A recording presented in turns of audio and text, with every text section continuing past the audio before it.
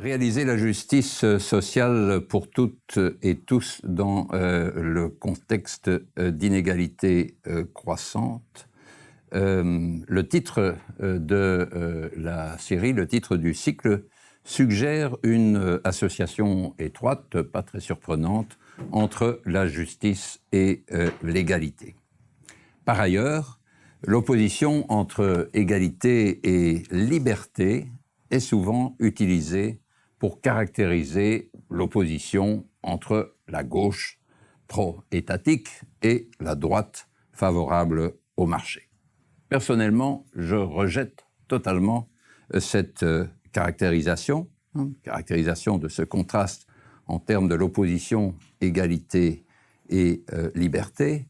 Et un de mes combats intellectuels, mais aussi partiellement combats de militants, consiste à essayer de convaincre les progressistes d'Europe et d'ailleurs qu'il ne peut pas s'agir pour eux de défendre l'égalité contre la liberté, qu'il importe de ne pas laisser la rhétorique de la liberté à leurs adversaires et que la justice, parce que la justice n'est pas une affaire d'égalité contre la liberté, mais une affaire d'égalisation de la liberté. Ou, de manière un peu plus précise, une affaire de maximisation, d'augmentation maximale, soutenable, de la liberté réelle de ceux qui en ont le moins. Ma conception de la liberté est saisie de manière compacte par le titre d'un des ouvrages qui vient d'être cité, Real Freedom for All. Et ce qui est entendu dans ce slogan, c'est que la justice sociale, il reste aussi la justice au niveau mondial, consiste à rendre ceux qui ont le moins de liberté réelle aussi réellement libres que possible. Et ce que j'entends par la liberté réelle, en contraste avec la liberté formelle, le simple droit de faire les choses, c'est la possibilité réelle de faire les choses, donc de faire ce qu'on pourrait souhaiter faire de son existence, donc les ressources, le pouvoir, la capacité de choisir sa propre existence, la manière de vivre, de façonner son destin. Alors, comment réaliser la justice sociale ainsi définie dans le contexte actuel? C'est bien sûr une question aux multiples ramifications et je me concentrerai sur une seule d'entre elles en raison de mon implication de longue date et particulièrement aujourd'hui en raison du livre auquel je travaille avec mon collègue Yannick van der Bork pour Harvard University Press. Donc, je me concentrerai sur une seule en raison de cette implication dans un débat qui connaît aujourd'hui à travers le monde, y compris du reste au Canada, une intensité sans précédent. C'est le débat sur l'idée d'un revenu inconditionnel, communément appelé aujourd'hui en anglais Basic Income ou Unconditional Basic Income, et en français allocation universelle ou aussi de plus en plus revenu de base, traduction anglaise, traduction française du terme aujourd'hui le plus commun en anglais. Mais avant d'aborder ce débat, je voudrais, donc, sur lequel portera la plus grande partie de mon exposé, je voudrais mentionner très brièvement et en fait très superficiellement deux autres dimensions de cette question. Donc la question de savoir comment réaliser la justice sociale ainsi définie dans le contexte actuel. Deux dimensions auxquelles j'ai été amené à réfléchir en raison notamment des événements récents dans ma ville natale et la ville où j'habite aujourd'hui, Bruxelles.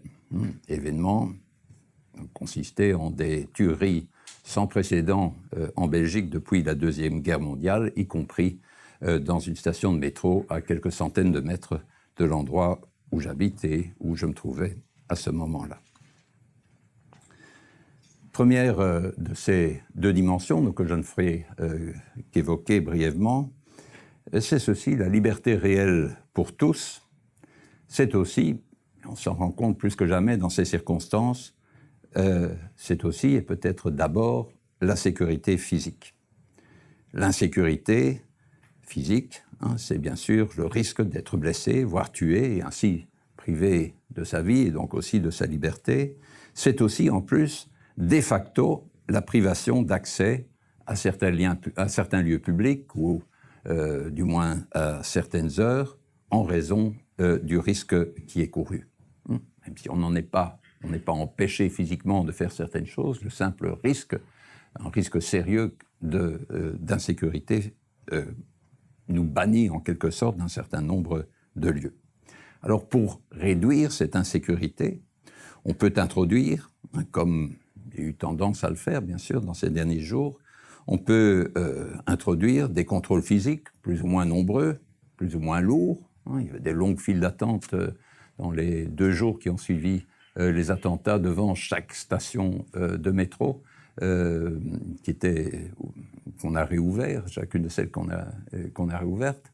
Il y avait des longues files aussi devant chacune des gares bruxelloises, donc des centaines de personnes qui attendaient en raison de ces contrôles, sans doute totalement inutiles, probablement tout à fait inutiles, et qui entravaient par conséquent la liberté de chacun, la liberté de mouvement. On peut aussi, et on est en train de le faire, développer la surveillance par vidéocaméra, l'espionnage de nos courriels, de nos conversations téléphoniques, de notre navigation sur le web, réduisant par là la protection de notre vie privée. Ce que ceci montre, c'est une tension inévitable et particulièrement aiguë dans ce type de circonstances, entre ce qu'on doit concevoir comme étant 2 dimensions de notre liberté réelle. Donc d'une part, la sécurité physique, et d'autre part, la protection ou l'exemption, l'absence de ces contrôles nombreux et lourds, et l'absence aussi d'espionnage constant par quelque autorité chargée de notre sécurité. Il y a là une tension, un trade-off, et une des questions auxquelles nous sommes contraints d'essayer d'apporter une réponse, ce que je ne ferai pas ici, je me contenterai simplement de dire que c'est une question importante et à laquelle je n'ai pas de réponse systématique. C'est bon, si on est pour la liberté réelle la plus grande pour tous, comment effectue-t-on l'arbitrage entre ces 2 dimensions? Donc, d'une part, la sécurité physique et d'autre part, l'absence de tous ces contrôles ou de toute cette surveillance qui est aussi une forme de réduction de notre liberté. Deuxième dimension que j'évoque également rapidement, la liberté réelle, ce n'est pas seulement la liberté de consommer, la liberté de produire, à laquelle je viendrai dans un instant parce qu'elle est directement liée au thème du revenu universel, revenu inconditionnel. Mais la liberté réelle, c'est aussi la liberté d'utiliser les espaces publics. À mesure que les contraintes écologiques nous conduisent à vivre de plus en plus tassés les uns contre les autres dans les villes, accroissant ainsi le coût du logement dans les centres urbains, en tout cas le cas dans toutes les villes européennes, y compris la mienne, réduisant aussi par conséquent, suite à cette augmentation du coût dans les centres urbains, réduisant la surface moyenne de l'espace privé, en particulier pour les moins nantis. Donc à mesure que cela se produit, la qualité de l'espace public est de plus en plus importante. La reconquête de cet espace public sur la domination des voitures est pour moi aujourd'hui plus que jamais un combat essentiel. La mobilité, fût-elle soutenable, doit cesser de primer systématiquement sur l'immobilité agréable. C'est ce qui m'a amené notamment à déclencher en 2012 un pique-nique de protestation citoyenne sur la place de la Bourse à Bruxelles, qui est une place que certains d'entre vous, si vous avez vu des images récemment, vous aurez vu de manière répétée au cours des derniers jours. C'est une place qui se situe à un point central le long de ce qui constituait une autoroute urbaine traversant Bruxelles du nord au sud, les boulevards, ce qu'on appelle les boulevards centraux, boulevard Anspach, titre principal. Et donc, ce que j'ai fait, c'est en mai 2012, j'ai écrit une tribune libre dans la presse francophone et néerlandophone, comme il se doit à Bruxelles, et sous le titre « Picnic the Streets ». Et en terminant le texte dans lequel j'invitais à une désobéissance civile en s'installant pour pique-niquer le dimanche midi au milieu de cette place, et en terminant en disant « Bon, ce n'est pas un vieux philosophe d'organiser tout ça à l'ère des flash mobs et de Facebook et de tout le reste. On trouvera bien suffisamment de jeunes pour s'en occuper. » Alors, le jour même, il y avait déjà 3 personnes qui m'envoyaient un mail pour dire « Nous allons constituer un Facebook event. » Le soir à minuit, il y avait déjà 400 personnes qui disaient « I shall be going ». Et le jour qui a été choisi, enfin j'ai dit aux gars qui voulaient organiser le Facebook event de se coordonner pour le faire le même jour. Et le jour choisi, il y a eu 3000 personnes qui sont venues s'installer, donc sans autorisation de la part de la police, au milieu de cette place de la Bourse. Alors pour moi, c'était du reste un événement magique et pour moi, à mes yeux, un événement important pour les raisons que je viens de mentionner, et les autorités municipales ont suivi, donc il y a eu des élections municipales plus tard, etc., ce qui fait qu'aujourd'hui, ces boulevards centraux sont libres de voitures, et c'est pourquoi, c'est en raison de cette libération, que la place de la Bourse, quoique distante des lieux des attentats, des 2 attentats, est devenu très rapidement le lieu où les hommages, le lieu où les personnes sont venues rendre hommage aux victimes des attentats. Ça a en fait commencé d'une manière très spontanée, où 3 étudiantes ont pris l'initiative d'aller acheter des craies et de se mettre à tracer des graffitis sur le sol, et puis petit à petit ça a grandi, d'autres personnes ont amené des craies, et puis les gens se sont mis à jouer de la musique, des bougies se sont multipliées, etc. J'y suis passé à plusieurs reprises, et c'était vraiment très émouvant de voir alors cette foule multicolore, multiculturelle, femmes voilées, africains, belgo-belges, etc., venir tous ensemble se rassembler, et puis avec des témoignages aussi de personnes et de groupes venant d'ailleurs. C'est un des usages que, bien sûr, je n'avais pas prévu pour cette place, mais c'est à cela aussi que doivent servir les places publiques aujourd'hui. Et puis, et c'est ça qui me conduit alors au deuxième problème que je veux évoquer rapidement, et puis il s'est passé quelque chose, bon, j'en ai encore vu des images en première page du Globe, comment ça s'appelle le journal anglophone, là, Globe and Mail, ou Mail, hein, bon, que j'ai trouvé dans l'avion en venant ici. Et puis, il y a eu une descente de 450 hooligans qui sont venus sur la place en chantant des slogans xénophobes et puis en faisant le signe nazi. Et se pose alors une autre question du point de vue de la liberté réelle pour tous, c'est qu'est-ce qu'on peut faire dans l'espace public, hein, comment peut-on se comporter? Après tout, si on est pour la liberté réelle la plus grande pour tous, pourquoi ne pas laisser les personnes s'exprimer de manière libre dans l'espace public, à condition qu'elles ne fassent pas preuve de violence, qu'elles ne se conduisent pas de manière violente à l'égard d'autres personnes.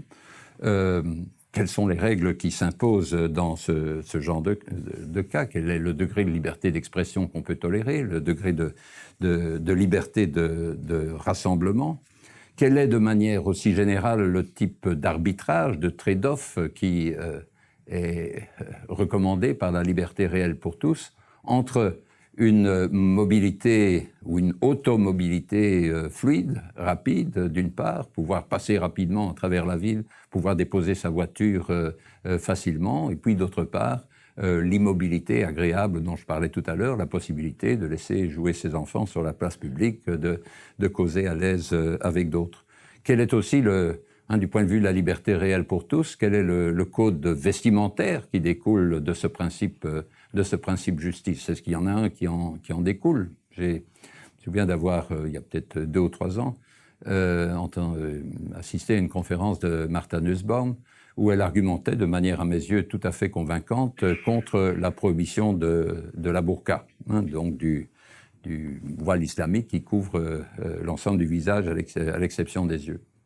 Et puis je lui ai demandé, vu que j'étais convaincu par son argumentation, enfin j'étais déjà convaincu par sa conclusion avant d'entendre son argumentation, mais ce qui n'est pas le cas de la majorité de la population dans mon pays, puisqu'il y a une majorité, une unanimité, moins une voix pour interdire le burqa, la burqa en Belgique au Parlement fédéral. Donc, je lui ai dit que j'étais convaincu par son argumentation, mais est-ce que son argumentation ne vaut pas de manière symétrique, non pas pour bannir, enfin contre l'interdiction de cette forme de overdressing, mais aussi pour le underdressing. Est-ce que ces arguments me semblaient justifier tout aussi bien la nudité dans l'espace public qu'une couverture quasi intégrale de son corps. Donc là, de nouveau, si on considère que la justice, c'est la liberté réelle pour tous, liberté réelle maximale pour tous, est-ce que ça veut dire qu'il faut autoriser à la fois la nudité totale et la couverture totale? Sinon, où est-ce qu'on met la limite et au nom de quoi? De nouveau, je mentionne ce problème-là, qu'on peut considérer comme relativement marginal, mais qui n'est pas vraiment marginal dans une ville comme beaucoup de villes en Europe et en Amérique du Nord, où se côtoient des cultures très diverses, où il y a des attentes très diverses en termes de ce qu'on doit faire, ce qu'on peut faire dans l'espace public. Ce qu'on fait chez soi, on peut dire, c'est réglé par ailleurs par ce principe de liberté, mais dans l'espace public, quelles sont, si la justice sociale est la vertu suprême au niveau de nos institutions en général, mais en particulier des règles qui régissent l'espace public, comment formuler un critère qui nous permette de trancher ce genre de questions. Donc, je mentionne ces deux choses-là parce que j'ai été amené à y réfléchir et en partie en discuter au cours des derniers jours, mais je voudrais alors surtout me centrer sur une question qui m'est plus familière que celle que je viens d'évoquer et qui est la question de la dimension distributive de la justice, même s'il y a des implications distributives dans les deux questions que je viens d'évoquer brièvement. Et donc, en particulier, j'en viens à la question de savoir ce que la justice sociale comme liberté réelle pour tous implique en matière de protection sociale.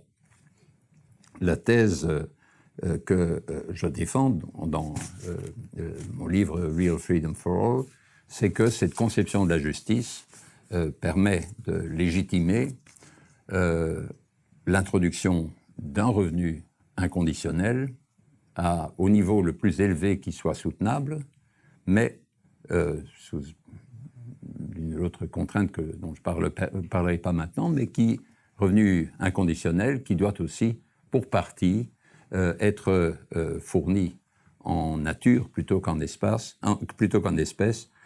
en l'occurrence sous la forme d'un enseignement obligatoire et gratuit,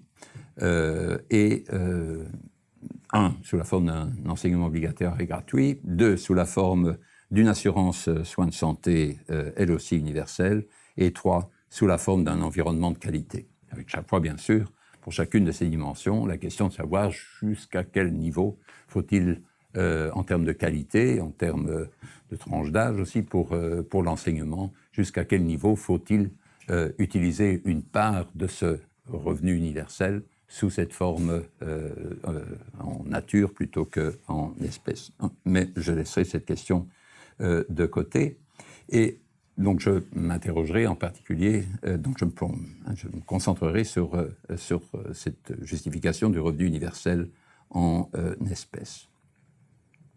Alors pour comprendre, donc je serai elliptique sur cette question, on pourra y revenir dans la discussion, pour comprendre la justification de ce revenu inconditionnel, il est essentiel de se libérer de ce que j'appellerais l'illusion travailliste, ou ce qu'on pourrait aussi appeler l'illusion marxienne, dans la mesure où Marx considérait, Marx et Engels avec lui, considéraient que sa découverte fondamentale, la découverte fondamentale de Marx, c'était le mystère, disait-il, c'est le mystère de l'exploitation capitaliste. Et en quoi consiste ce mystère de l'exploitation capitaliste, une fois qu'il est tiré au clair? C'est l'écart entre la valeur de la force de travail et la valeur qui est produite par la force de travail. Donc, qu'est-ce que ça veut dire? Donc Marx disait, le secret, le mystère de l'exploitation capitaliste, c'est cet écart, c'est le fait que la valeur de la force de travail, qui n'est rien d'autre que l'ensemble des biens qui sont... c'est plutôt la valeur de la force de travail, c'est le temps qui est nécessaire en moyenne pour produire les biens nécessaires à la reproduction de la force de travail. C'est ça la valeur de la force de travail. Et le mystère de l'exploitation capitaliste, c'est l'écart qu'il y a entre la valeur de la force de travail ainsi définie, et puis ce qui est produit par la force de travail, qui est l'ensemble du produit. Donc il y a une part du produit qui est requise pour reproduire la force de travail, et puis il y a l'ensemble du produit, l'écart entre les deux, c'est ce qui va permettre la plus-value, et donc l'exploitation capitaliste. Mais ce que ce raisonnement suppose, donc ce qui est au cœur de ce raisonnement, c'est qu'au fond, ce qui est la source du produit, c'est le travail présent. Or, il importe de voir les choses d'une manière différente, en tout cas pour comprendre la justification en first best d'un revenu inconditionnel. Donc, ce qui est, si vous voulez, c'est une autre intuition fondamentale qui est à la base de cette justification et qu'on peut formuler de manière très simple, de la manière suivante. Qu'est-ce qui explique le niveau de mon revenu, du revenu réel que me permet d'acquérir mon travail, mon activité professionnelle? En fait, la plus grande partie de ce revenu ne peut pas être attribuée à mes efforts. Pour le voir, il suffit de comparer ce que gagne quelqu'un qui fait le même type d'effort, mais dans d'autres conditions, qui faisait ce type d'effort il y a 200 ans, dans le même type d'activité que moi, ou qui les fait aujourd'hui à Calcutta ou à Kinshasa. Bon. La différence, c'est une manière de voir ces différences, en fait, une différence énorme qui ne provient pas de l'intensité de nos efforts, mais qui provient des circonstances dans lesquelles nous pouvons les produire. Ces circonstances beaucoup plus favorables pour moi que pour d'autres ailleurs ou que pour d'autres dans le passé, ces circonstances, elles sont façonnées par le progrès technologique, par l'accumulation du capital qui est elle-même le résultat de travail et d'abstention, si on veut, par des capitalistes, mais dans le passé, pas par ceux qui perçoivent aujourd'hui des revenus du capital et du travail. C'est aussi le produit d'une organisation de nos sociétés dans toutes ses dimensions, le code de la route, l'organisation de la sécurité sociale, les règles de civilité, etc., qui permettent le niveau de productivité qui est le nôtre. Et donc, une fois qu'on voit, si vous voulez, je dirais pas ce mystère, si on lève ce mystère d'une société technologiquement développée, dès le moment où on voit ça, on se rend compte qu'un revenu inconditionnel, ce n'est pas une ponction sur le fruit du travail d'un certain nombre de personnes dans nos sociétés qui touchent un salaire et qu'on redistribuerait à tous ou à certains, et en net à certains qui travaillent moins que les autres. Mais ce qu'on fait en distribuant ce revenu inconditionnel à chacun, c'est simplement partager d'une manière plus équitable notre héritage commun, ce que nous devons à la nature en partie, et puis à ce qui s'est passé dans l'histoire de l'humanité avant nous, et en particulier dans l'histoire de notre société. Alors, dès le moment où on a vu ça, œuvrer, c'était mon titre, pour la liberté réelle pour toutes et tous au XXIe siècle, ce sera, en partie, bien sûr pas exclusivement, introduire un nouveau modèle de protection sociale à côté, ou plutôt sous, les deux modèles qui composent nos états sociaux actuels, nos états-providence actuels. Que sont ces deux autres modèles? À des degrés divers, notre état social, que ce soit au Canada, au Québec, aux États-Unis, dans les pays européens, dans les pays en développement, Nos États sociaux sont faits de deux éléments qui sont un élément très ancien, qui remonte au début du XVIe siècle, et qui est l'assistance sociale. Au début du XVIe siècle, un certain nombre de municipalités, principalement en Flandre et en Allemagne, se sont mises ont entrepris de s'occuper elles-mêmes, donc les autorités civiles ont pris en charge l'aide aux pauvres, l'assistance aux pauvres, dans une grande mesure simplement pour s'efforcer de réduire la véritable plaie que constituait la mendicité dans un certain nombre de ces localités. Celui qui a formulé ça pour la première fois de manière systématique, c'était un Espagnol d'origine, valencien d'origine, Juan Luis Vives, qui a publié en 1526 un petit traité intitulé De Subventione Pauperum, de l'assistance aux pauvres, dans lequel il justifie théologiquement, à partir de l'importance de la charité, cette assistance aux pauvres, mais en même temps, il argumente que cette assistance aux pauvres sera beaucoup plus efficace, elle touchera beaucoup mieux tous les pauvres et seulement les pauvres, si c'est la municipalité qui s'en occupe, plutôt que si elle est laissée à la charité privée ou à des organisations religieuses. 1526, et puis, donc petit à petit, ça se diffuse dans un certain nombre de villes, parfois contre l'opposition ou malgré l'opposition de l'Église. C'est aussi considéré comme, avec une certaine suspicion, parce que c'est aussi promu par Luther et les luthériens. Et puis, à partir de là, ça deviendra de la manière la plus systématique, les Poor Laws au Royaume-Uni, en Angleterre, etc., qui ont été en crise alors au courant du XIXe siècle. Et au fond, l'aide sociale ici au Québec, le RMI qui est devenu le RSA, le revenu minimum d'insertion devenu le revenu de solidarité active en France, la Sozialhilfe en Allemagne, etc., sont des formes contemporaines de cette assistance, modernisée sous de nombreux aspects, de cette assistance sociale qui est née, cette assistance publique qui est née au début du XVIe siècle. Et maintenant, à travers le monde, au Brésil, la Bolsa Familia, le système Progressa au Mexique, etc., sont d'autres exemples dans d'autres contextes de ce premier modèle, le plus ancien, de protection sociale.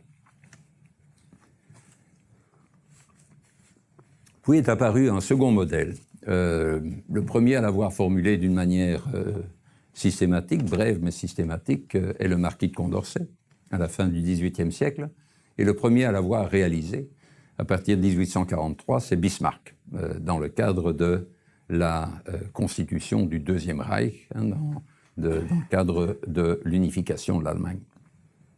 Et ce deuxième modèle, c'est un modèle d'assurance sociale. L'idée de Condorcet, c'est de dire, plutôt que d'aller, au nom de la charité publique, grappiller de l'argent chez les riches pour le donner aux pauvres, ce qu'il faut faire, et c'était devenu graduellement possible c'est devenu graduellement possible au XIXe siècle, à mesure que le mouvement ouvrier s'organisait et parvenait à obtenir par la lutte une augmentation des salaires au détriment des profits, au détriment en un sens immédiat des profits. Dans ce contexte-là, petit à petit, on s'est dit, il y a un autre modèle horizontal, cette fois-ci, de protection sociale. Il consiste, pour les travailleurs, à cotiser, placer de l'argent dans un fonds qui servira alors à couvrir un certain nombre de risques. Risque de maladie, risque d'invalidité, pension de vieillesse, et puis, un peu plus tard, le chômage involontaire. Donc c'est un second modèle radicalement différent du premier. Et à un certain moment, en particulier les leaders du mouvement ouvrier, Jean Jaurès par exemple, pensaient que ce second modèle allait pouvoir se substituer entièrement au premier, c'est-à-dire que les problèmes de pauvreté seraient résolus grâce à cette solidarité entre les travailleurs. Donc on a un modèle de solidarité horizontale à travers cette assurance sociale, en contraste avec un modèle de charité publique qui est lié à l'assurance sociale, à l'assistance sociale, premier modèle. Alors, avec le revenu inconditionnel, on a un troisième modèle, qu'on pourrait appeler un modèle de dividende social, où il s'agit en quelque sorte de répartir d'une manière égale une partie de cette rente qui est héritée du passé. Donc ici, il importe, donc pour bien comprendre ce troisième modèle, il faut bien voir qu'il a quelque chose de commun avec le premier et qui les distingue l'un et l'autre du second modèle d'assurance sociale. Et donc, pour qu'on soit au clair sur ce concept de revenu inconditionnel, je voudrais bien le différencier de manière précise du modèle de l'aide sociale. L'aide sociale telle qu'on la connaît, ou l'assistance sociale telle qu'on la connaît dans les pays que j'ai mentionnés tout à l'heure et beaucoup d'autres, est déjà inconditionnelle en trois sens. D'abord, c'est inconditionnel parce que c'est donné en cash, c'est donné en espèces, plutôt que sous la forme de food stamps, de droits de coupons alimentaires ou sous la forme d'un logement gratuit ou subventionné. Donc c'est donné en cash, premièrement, et conditionnel en ce sens-là. Deuxièmement, c'est aussi inconditionnel au sens où ce n'est pas réservé aux citoyens du pays en question, mais à l'ensemble des résidents permanents légaux. Et troisièmement, c'est aussi, et c'est ça qui est crucial pour le différencier du second modèle, c'est commun au premier et au troisième, mais différent du second, ce n'est pas réservé à ceux qui ont payé ou payé suffisamment de cotisations pour avoir droit à des indemnités dans le cadre d'un système d'assurance. Okay? En ce sens-là, dans le cas du premier et du troisième modèle, on a une forme de revenu minimum garanti. La notion large de revenu minimum garanti couvre, ou peut couvrir, peut être entendue comme couvrant à la fois l'aide sociale et une allocation universelle ou un revenu inconditionnel. Alors, qu'est-ce qui fait de cette allocation universelle un revenu plus inconditionnel que l'aide sociale? Trois autres inconditionnalités qui s'y ajoutent. Premièrement, c'est strictement individuel. Donc le droit à l'allocation, le droit à cette allocation et le montant de cette allocation est indépendant de la situation familiale, ou de la situation d'habitat. Donc qu'on habite seul ou qu'on habite avec d'autres adultes, le montant est le même, premièrement. Deuxièmement, c'est aussi inconditionnel au sens où c'est indépendant des revenus d'autres sources. Donc qu'on soit riche ou qu'on soit pauvre, on perçoit cette allocation au même niveau. Et troisièmement, c'est aussi inconditionnel au sens où il n'est pas demandé de prestations en échange de disponibilité sur le marché du travail. Donc, cette condition, cette contrepartie, dans le cas de l'aide sociale, peut être très différente. Donc, dans le cas des poor laws anglaises du passé, pour y avoir droit, il fallait travailler dans une workhouse, dans une forme de travail forcé, en tout cas à certaines périodes et à certains endroits dans l'histoire des poor laws. Dans d'autres contextes, dans le contexte européen, un revenu minimum d'insertion, c'est une forme d'insertion, mais qui peut prendre de nombreuses formes, ou simplement la forme d'une disponibilité à accepter quelque chose qui n'arrive finalement jamais. Donc il peut y avoir de multiples nuances dans cette conditionnalité dans le cas de l'aide sociale, mais en tout cas, l'allocation universelle, le revenu de base, se distingue de l'aide sociale par ces trois caractéristiques. Strictement individuel, universel, donc pour les riches comme pour les pauvres, et enfin inconditionnel au sens dans notre bouquin, on dit conditionnel au sens de duty free, donc dans un sens différent du sens habituel, donc il n'y a pas d'obligation qui y est liée. Alors pourquoi quel est l'avantage, quelle est la différence d'impact entre cette allocation universelle et puis le système d'aide sociale qu'on connaît actuellement? Alors, je vais simplement vous donner rapidement l'intuition sur ces deux points, et donc ce sera important pour la suite de ce que je souhaite vous dire aujourd'hui, et qui portera alors davantage, de manière plus immédiate, sur la mise en œuvre aujourd'hui. Est-ce que c'est possible? Comment? Alors, mais il faut d'abord bien comprendre, en tout cas bien voir l'intuition de ce qui sous-tend l'argumentation en faveur de ce dispositif, quand même à première vue un peu bizarre, parce qu'on peut se dire, bon, strictement individuel, mais est-ce qu'on n'a quand même pas plus de besoins si on habite tout seul que si on habite avec d'autres, universel, mais est-ce que les riches ont vraiment besoin de recevoir cette somme d'argent et aussi inconditionnel, est-ce que c'est pas scandaleux de donner de l'argent même aux paresseux, donc c'est pas... l'allocation universelle, c'est pas un truc tout à fait évident. Manifestement, il faut un peu d'explication pour comprendre que ça puisse avoir du sens de le défendre. Alors, simplement pour vous donner en tout cas un aspect de l'intuition, et surtout sur les 2 dernières inconditionnalités, fondamentalement, ce que l'allocation universelle vise à permettre, c'est d'augmenter à la fois la liberté réelle de dire oui à certains emplois et la liberté réelle de dire non à d'autres emplois. Alors, pourquoi augmenter la liberté de dire oui à certains emplois? Précisément en raison du caractère universel, du caractère de socle de ce revenu. Ce revenu est combinable, cumulable avec des revenus d'autres sources, en particulier des revenus qui peuvent être relativement faibles pour des emplois qui sont intéressants en eux-mêmes, notamment en raison de la formation qu'ils offrent. Ça peut être aussi, c'est combinable avec des revenus qui peuvent être très incertains, comme travailleurs indépendants ou comme associés dans une coopérative.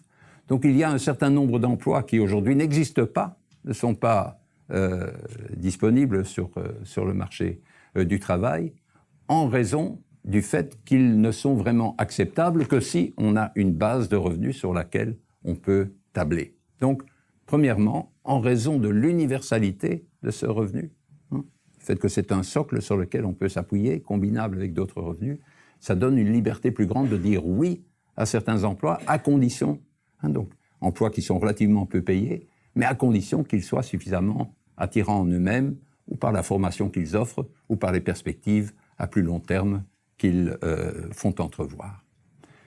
En même temps, l'allocation universelle, en raison de sa dernière inconditionnalité, du fait qu'il n'y a pas de contrepartie requise, il n'y a pas d'obligation d'être disponible sur le marché du travail, c'est aussi la liberté de dire non à certains emplois, de dire « Fourte, moi j'en ai assez de ce patron qui me traite mal, c'est un travail ingrat, je n'y apprends rien, donc je quitte ce boulot et j'ai toujours droit à l'allocation. » Alors que, dans le cas des indemnités de chômage pour chômeurs involontaires, ou dans le cas de l'aide sociale telle qu'elle est habituellement administrée, dès le moment où on refuse volontairement un emploi, on quitte volontairement un emploi, on n'a plus droit à rien. On n'a pas le droit d'avoir une allocation alors qu'on aurait la possibilité d'avoir un emploi. Donc, c'est une allocation universelle, c'est à la fois une possibilité plus grande qui est donnée à chacun, ça dépend bien sûr de son montant, de dire oui pour certains emplois, et de dire non à d'autres.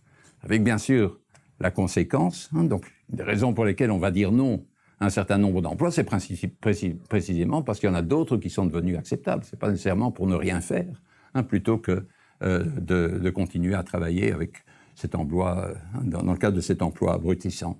Alors pour ces emplois qui ont plus de difficultés à trouver preneurs, bien, il y aura différentes options possibles, soit il faudra tenter de les améliorer, d'en améliorer la qualité, pour les rendre plus attirants, pour qu'elles puissent trouver preneurs, soit il faudra les remplacer par des machines, et si ni l'une ni l'autre de ces possibilités n'est possible ou désirable, eh bien il faudra les rémunérer davantage. Et donc si un jour les personnes qui sont amenées à nettoyer cet auditoire sont mieux payées que les professeurs qui y enseignent, pourquoi pas, donc ce qu'un revenu inconditionnel permet, à condition qu'il soit, donc dans la mesure de sa générosité, bien sûr, ce que ça permet, c'est de rendre la rémunération des emplois beaucoup plus sensible au degré auquel ils sont attirants ou au contraire répugnants. Et pour les boulots qu'il est agréable de faire, comme dans beaucoup de cas, le travail de professeur, on peut concevoir qu'il soit moins bien rémunéré que le travail des personnes qui viennent nettoyer les toilettes des immeubles de l'université. Alors, donc voilà, en un mot, l'intuition derrière cette idée. C'est une idée, donc je ne vais pas remonter dans l'histoire de cette idée, mais je vous mentionne quand même un livre de référence sur la question, un livre introductif sous le titre « Un revenu garanti pour tous, introduction au principe de l'allocation universelle », publié à Montréal en 2001 et traduit en anglais l'année suivante, publié à Toronto sous le titre « Ending Poverty, a Basic Income for All Canadians ». L'auteur s'appelle François Blais. J'en arrive alors à la fin de mon exposé, donc ce que je voudrais sur cette toile de fond. Alors on me posait la question, puisque quand même, j'ai compris dans le titre de la série, c'est aussi un peu voir de manière plus concrète, pas seulement faire des trucs philosophiques, mais comment mettre en œuvre, est-ce qu'il est possible de mettre en œuvre quelque chose qui semble quand même très radical par rapport à un modèle radicalement différent des deux modèles précédents ou plus anciens de protection sociale. Est-ce que c'est possible, est-ce que c'est sage d'introduire quelque chose qui est radicalement aussi différent?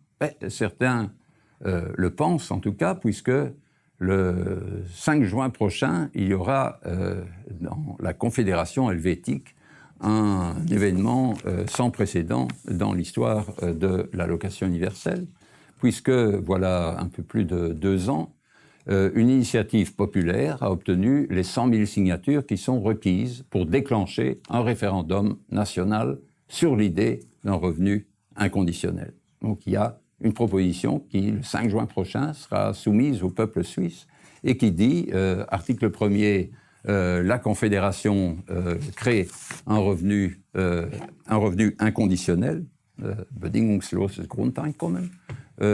Article 2, le montant de cette allocation, de ce Grundeinkommen, doit être suffisante pour permettre une vie digne et la participation à la vie publique. Et article 3, la loi, donc le pouvoir législatif, va déterminer le montant exact et la manière et le mode de financement.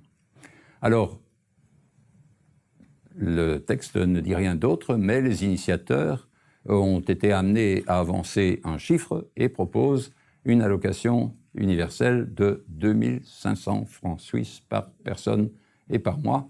Donc c'est de l'ordre, donc en termes de dollars américains, c'est un peu plus environ la même chose. C'est à peu près, je crois qu'il y a à peu près parité entre le franc suisse et le dollar américain. Donc c'est une somme considérable, même pour la Suisse, qui a un PIB par tête particulièrement élevé. Ça correspond à presque 40% du PIB par tête de la Suisse. Alors, mes amis suisses qui militent pour cette idée, croient que c'est réaliste. Est-ce que c'est réaliste? Personnellement, je ne le crois pas. Mais comment faire pour s'en assurer? Alors, dans le débat actuel à travers en Europe et ailleurs, on renvoie à de multiples expériences. On dit mais oui, c'est possible, ou parfois on dit non, c'est impossible parce que regardez ceci, cela. Alors par exemple, on dit oui, c'est possible, l'allocation universelle est une bonne chose parce que ça existe à 2 endroits dans le monde et là, ça a l'air de bien fonctionner. Quels sont ces 2 endroits dans le monde? L'un est pas très loin d'ici, l'autre est plus distant. Celui qui est pas trop loin d'ici, c'est l'Alaska. Depuis 1982, il y a un véritable, donc le Alaska Permanent Fund finance un dividende qui est payé à chaque citoyen, à chaque résident permanent de l'Alaska de 6 mois, de l'âge de 6 mois jusqu'au décès annuellement. Et l'autre endroit, c'est Macao, où c'est une partie des revenus des casinos qui est distribué annuellement à tous les résidents. Mais ce n'est pas du tout un exemple pertinent, ni l'un ni l'autre. Pourquoi? Parce que le montant dont il s'agit est d'abord fluctue d'année en année, dans le cas de l'Alaska, en fonction du rendement des placements du fonds, mais il est de l'ordre de 2 à 3% du PIB par tête. Donc ce n'est pas du tout quelque chose qui est supposé se substituer ou être comparable au niveau de l'aide sociale aux États-Unis ou ailleurs. Alors On invoque parfois d'autres expérimentations, alors pas une mise en place réelle du dispositif, mais des expérimentations, dont certaines au Canada. Principales ont été faites à la fin des années 60 et dans les années 70 aux États-Unis. Seattle, Denver, expérience dite de negative income tax, impôt négatif. Et un peu plus tard aussi, à Winnipeg et dans une petite ville du Manitoba qui s'appelle Dauphin. Bon. Alors on évoque, on dit, regardez ce qui s'est passé à Dauphin, etc. Est-ce que c'est pertinent pour ce qui se passe aujourd'hui? Non. Pourquoi? Donc j'entre pas dans les détails techniques, parce que l'impôt négatif, donc le dispositif qu'on a testé là, est différent de l'allocation universelle pour deux raisons. C'était lié à la situation familiale. Le montant qu'un ménage recevait dépendait de sa composition, c'était pas strictement individuel. Et deux, c'était aussi quelque chose qui était ciblé sur les pauvres, même si la manière dont c'était ciblé sur les pauvres permettait d'obtenir un profil de revenu qui ressemblait davantage à ce que produirait une allocation universelle. Et donc le dispositif qui a été testé, ce n'était pas une allocation universelle. Deux, et c'est tout aussi important, le cadre dans lequel, le contexte dans lequel ça a été testé est profondément différent de la situation qui est la situation actuelle, mettons au Québec ou dans les pays européens, parce que certaines personnes ne disposaient d'aucune forme d'aide sociale, en particulier les able-bodied males, les hommes capables de travailler, n'avaient droit à rien du tout au préalable. Donc l'introduction d'un système comme un impôt négatif, ou même si on avait introduit une allocation universelle dans ce cas-là, en partie, ça aurait eu simplement le même type d'effet que l'introduction d'une forme d'aide sociale. Donc ces expérimentations-là ne sont pas non plus pertinentes pour essayer de supputer à quoi conduirait une allocation universelle si on l'introduisait au Québec, ou si on l'introduisait en Suisse, ou si on l'introduisait en France, en Allemagne, que sais-je. Bon. Alors, y a-t-il d'autres choses qui pourraient nous guider? Actuellement, et c'est en partie à cela que doit le renouveau d'intérêt, enfin la large diffusion d'un intérêt pour l'allocation universelle aujourd'hui, il y a des expérimentations qui sont prévues dans deux pays, à savoir les Pays-Bas et la Finlande. Aux Pays-Bas, c'est un ensemble de municipalités, pour des raisons dans lesquelles je n'entre pas, qui souhaitent expérimenter, aller dans le sens d'un Basisinkommen, comme ça s'appelle, donc un basic income, à partir du système d'aide sociale existant, en le rendant inconditionnel, à la fois au sens, pour certaines catégories auxquelles il voudra appliquer le nouveau système, en partie en le rendant universel, donc en n'ayant plus cette condition de ressources, et en partie en le rendant inconditionnel dans mon dernier sens, c'est-à-dire en supprimant l'exigence de contrepartie. Et donc, il y a maintenant une cinquantaine de municipalités, au début il y en avait 4, qui ont demandé au ministre des Affaires sociales de pouvoir expérimenter dans ce sens, mais ils ne sont pas encore parvenus à obtenir l'autorisation du ministre pour pouvoir effectuer cette expérimentation. Ils espéraient pouvoir la commencer au 1er janvier 2016, mais ils attendent toujours, donc aux dernières nouvelles que j'ai reçues hier. Je peux expliquer pourquoi le ministre s'y oppose, mais l'exemple le plus intéressant, c'est la Finlande, où il y a un gouvernement qui est un gouvernement dirigé par un parti de centre-droit qui s'appelle le Parti du Centre. C'est curieux, il n'y a aucun parti qui s'appelle le Parti du Centre-droit, ou le Parti du Centre, mais c'est un parti de centre-droit.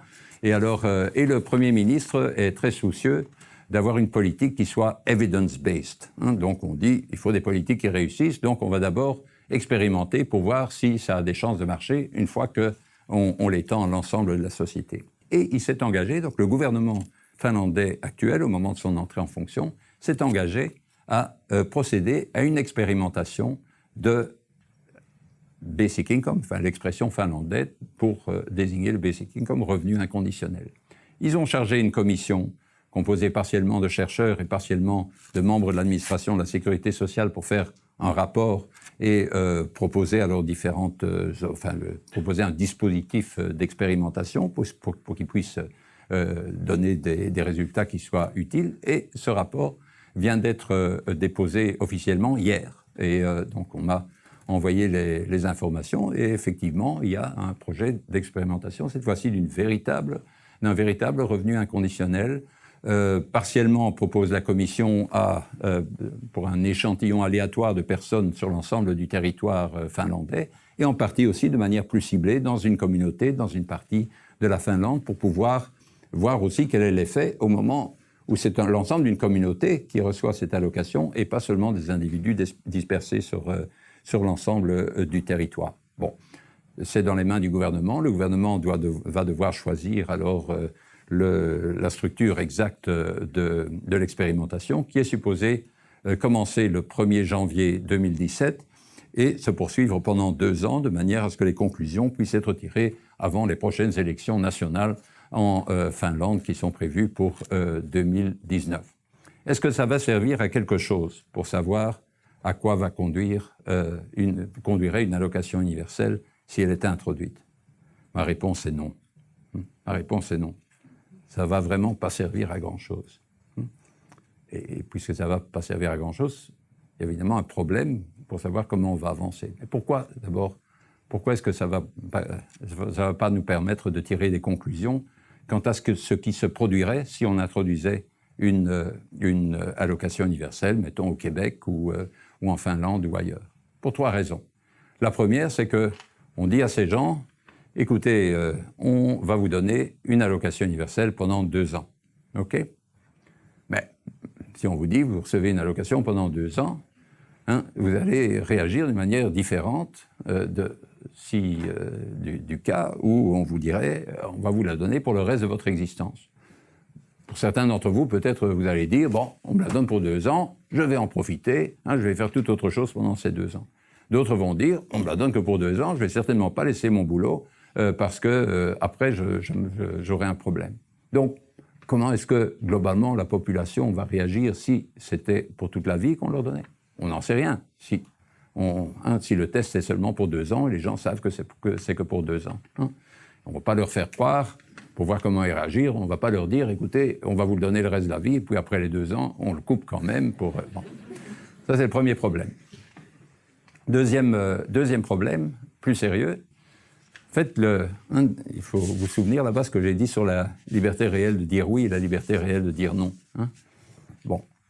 Le but, et vraiment ce qui est crucial pour l'allocation universelle, c'est de transformer notre manière de fonctionner, le mode de fonctionnement de notre économie pour permettre ce va-et-vient beaucoup plus souple entre la sphère du travail, la sphère de la formation, la sphère familiale. Bon. Alors en particulier, la liberté plus grande de pouvoir dire oui, de pouvoir combiner ce socle avec des revenus d'indépendance, ça permet, ça encourage l'initiative des Californiens appellent ça le venture capital for the people, donc cet aspect-là. Mais ça doit avoir un effet aussi au niveau de la création d'emplois, donc de la demande de travail, y compris du reste, si on peut parler de demande de travail dans ce cas-là, la création de travail indépendant. Mais si vous avez seulement quelques personnes comme ça se réparties sur le territoire, ou même une petite localité qui est affectée, il est clair que ça ne va pas avoir d'impact au niveau de la création de nouveaux emplois, à haute dose de formation, davantage de stages, etc. Parce que l'impact sur le marché de l'emploi de ces quelques personnes, 150 personnes ou 1000 personnes sur un marché du travail de 3 millions, ça ne va avoir aucun impact. De même, la liberté réelle plus grande de dire non, que vous donnez à quelques personnes sur le territoire, ça ne va pas conduire, ça ne va pas forcer certains emplois à être mieux rémunérés que dans le passé, faute de pouvoir trouver des personnes désireuses de le faire. Donc ces 2 effets qui sont vraiment cruciaux, donc cette modification, cet impact sur le marché du travail pour améliorer la qualité du travail, augmenter la dose de formation dans les emplois qui sont fournis, sera tout à fait invisible dans les expérimentations. Et donc, si on ne le voit pas, les partisans de l'allocation universelle vont dire, oui, bien sûr, vous ne pouvez pas le voir, l'expérience ne permet pas de le voir. Et troisièmement, encore plus important et vraiment inhérent, une difficulté inhérente, vous pouvez faire une telle expérimentation en soumettant au dispositif des personnes qui voient leur sort amélioré grâce au dispositif, donc qui auront en net un revenu plus important que celui qu'ils auraient dans le système actuel, soit de rémunération du travail, soit et d'aide sociale tel qu'il existe aujourd'hui. Mais quelle que soit la modalité, le niveau, etc., bon, il y aura des ajustements fiscaux à faire quelque part, même s'ils ne sont pas importants. Il y a certaines personnes qui gagneront moins. Si on introduit une allocation universelle, mettons, de 800 € dans le contexte belge, ou même de 600 €, et qu'on le finance intégralement par l'impôt sur les personnes physiques, moi, je ne devrais pas me demander qu'est-ce que je vais faire avec ces 800 € supplémentaires, parce qu'en fait, vu le salaire que j'ai, j'aurai sans doute 150 ou 100 € en moins par mois, plutôt qu'en plus. Mais des personnes comme moi, on ne va pas pouvoir les mettre dans l'échantillon pour l'expérimentation, parce qu'on ne va pas pouvoir ni obliger... Si on oblige les gens à faire partie de l'expérimentation, on ne va pas pouvoir obliger des gens qui vont se retrouver dans une situation financière pire qu'antérieurement ou que s'ils ne participaient pas à l'expérimentation. Et si vous demandez des volontaires, personne ne va se porter volontaire pour toucher pendant 2 ans un revenu inférieur à celui qu'il aurait eu s'il restait dans le dispositif. Donc, de manière inhérente à toute tentative d'expérimentation, la partie de financement net échappe nécessairement, et de même que ses effets, parce qu'alors, si les taux marginaux d'imposition sont plus élevés pour certaines catégories, ça peut avoir un impact sur le désir de se former, et puis sur le nombre d'heures prestées, etc. Mais ça restera tout à fait invisible dans l'expérimentation. Donc, problème, donc même dans le meilleur des cas, donc même si on fait une belle expérience avec un groupe de contrôle, une belle expérimentation avec un groupe de contrôle, que c'est bien l'allocation universelle qu'il s'agit, que c'est dans le contexte dans lequel on envisage de l'introduire, etc., même dans le meilleur des cas, les enseignements qu'on pourra en tirer seront vraiment extrêmement limités. C'est pas qu'on n'en apprendra rien du tout, mais rien de crucial pour pouvoir déterminer quels seraient les effets de l'introduction véritable d'une allocation. Alors, qu'est-ce qu'on doit faire? Parce qu'alors, est-ce que on est contraint de faire un grand saut dans le noir, qui pourrait s'avérer être un gouffre, comme le disent en tout cas les partis de droite en Suisse. Le porte-parole du parti d'extrême droite au Parlement a dit que c'était la proposition la plus stupide et la plus désastreuse qui avait jamais été soumise au peuple suisse depuis qu'existaient des consultations populaires. Et que peuvent répondre les autres si aucun enseignement ne peut être tiré de l'expérimentation? La réponse, pour moi, est très claire. Comment est-ce qu'il y a moyen d'aller de l'avant? Exactement de la même manière qu'on l'a fait pour les 2 autres modèles de protection sociale. Au XVIe siècle, au moment où la ville d'Ypres, en Flandre, a expérimenté, a introduit, je ne veux pas dire expérimenté, a introduit un système d'aide sociale, municipale d'aide sociale. Ils n'ont pas commencé en faisant un beau petit random experiment, en prenant une série de mendiants d'un côté, un groupe de contrôle de l'autre pour voir comment ils se comportaient, avec tel et tel niveau, telle et telle condition, etc. Non, ils ont introduit le truc pour résoudre un problème immédiat qui était tous ces mendiants puants qui attendaient à l'entrée des églises, et ils se sont dit on va faire quelque chose. Et le niveau d'aide sociale qu'ils apportaient à ces gens était vraiment lamentable par rapport à ce que vous avez aujourd'hui au Québec en guise d'aide sociale, même si beaucoup disent l'aide sociale au Québec c'est beaucoup trop faible, etc. Mais comparé à ce que ces mendiants recevaient à Ypres au moment où on a fait la première forme d'introduction d'aide sociale, ce qu'on a aujourd'hui est énorme, même le RMI français ou le RSA français, etc., c'est beaucoup plus élevé. De même, Bismarck, quand il a introduit ses pensions pour tous les Allemands, il n'a pas dit, on va prendre un ensemble de pensionnés là, on va leur donner une pension, là on aura le groupe de contrôle et on va voir maintenant s'ils épargnent moins au cours de leur existence qu'ils le faisaient quand il n'y avait pas de système de pension. Non, il a introduit un système de pension qui était, pour une bonne partie des travailleurs, qui était 19%, ils recevaient en guise de pension 19% du salaire qu'ils avaient eu annuellement, donc 19% du salaire annuel qu'ils avaient antérieurement. Aujourd'hui, le système de pension vaut dans nos pays, on peut trouver que ce n'est pas suffisant, etc., mais c'est beaucoup plus élevé, même par rapport au PIB aujourd'hui, que les pensions de Bismarck.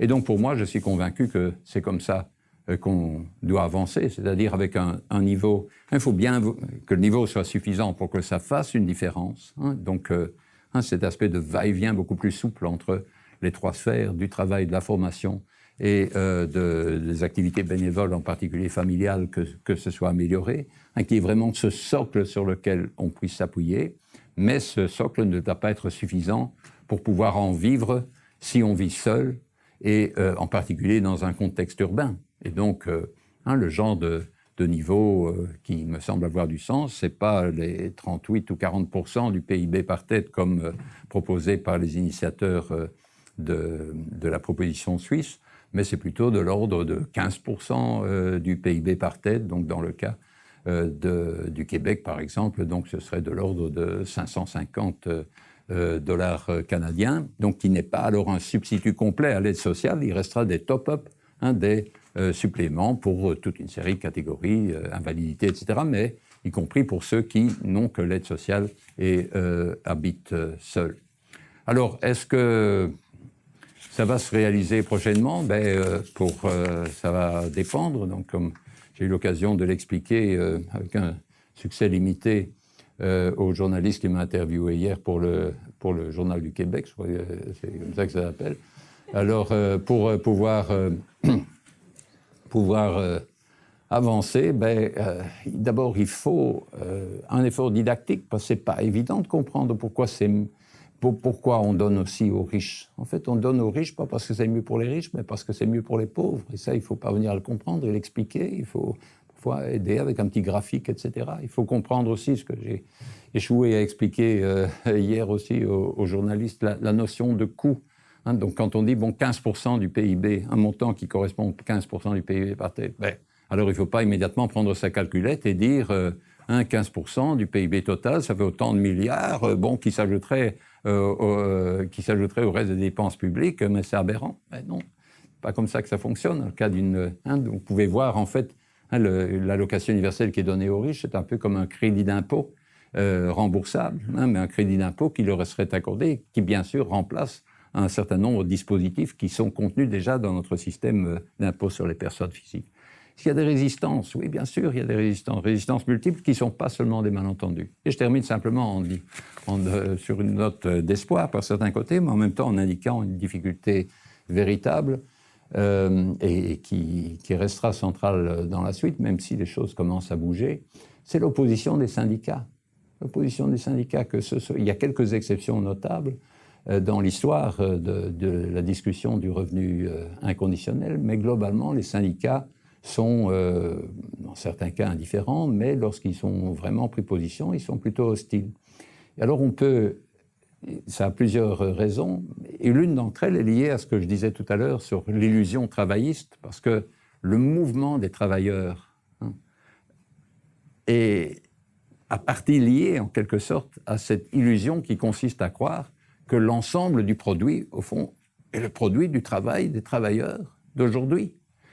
Qui est une partie de ce produit qui leur est prise par les capitalistes, ce sont les profits, et ça correspond à l'exploitation des travailleurs par les capitalistes, et donc il y a la lutte centrale des travailleurs pour parvenir à obtenir la part la plus grande possible du produit de leur propre travail.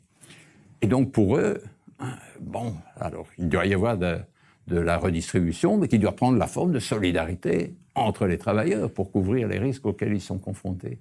Et alors cette idée de dire, oui, non, ce n'est pas aux travailleurs que ça appartient, à l'ensemble des membres de la société, à part égale, donc les personnes qui consacrent plus de temps à leur foyer comme aux autres, et des gens qui font d'autres choses, des activités bénévoles, parce que l'essentiel, ce n'est pas les travailleurs d'aujourd'hui qui l'ont créé, mais on le reçoit tous. Et il s'agit d'utiliser ça pour donner à chacun la liberté réelle la plus grande possible. C'est particulièrement difficile d'expliquer ça aux syndicalistes ou de faire voir aux syndicalistes, en particulier lorsqu'il s'agit de syndicats qui défendent des travailleurs mâles à temps complet, avec un emploi bien protégé, etc. C'est particulièrement difficile de les convaincre que la justice requiert d'introduire un tel revenu inconditionnel, même si ils peuvent voir que ça va renforcer le pouvoir de négociation des travailleurs, etc. Mais il y a des signes d'espoir. Et une autre chose qui va se passer au mois de juin, c'est la publication par un leader syndical américain qui était le patron d'un grand syndicat de 2,5 millions de travailleurs. Il publie un livre sous le titre « Raising the Floor » et le sous-titre c'est « how a universal basic income can renew our economy and rebuild the American dream. Et ça, c'est une grande nouveauté. J'ai fait un petit mot pour la page 4 de couverture en disant que c'était la contribution la plus importante au débat nord-américain sur le revenu universel venant de la gauche, contribution la plus importante venant de la gauche, depuis la fin des années 60, quand James Tobin et John Kenneth Galbraith et d'autres défendaient cette idée, et McGovern, le candidat McGovern l'avait même défendu. Donc peut-être qu'aussi, ça aide certainement, si ça fait partie du rebuilding of the American Dream, peut-être que même en Amérique du Nord, l'introduction d'une allocation universelle n'est plus tellement loin. Mais ça dépend de vous. Voilà, merci.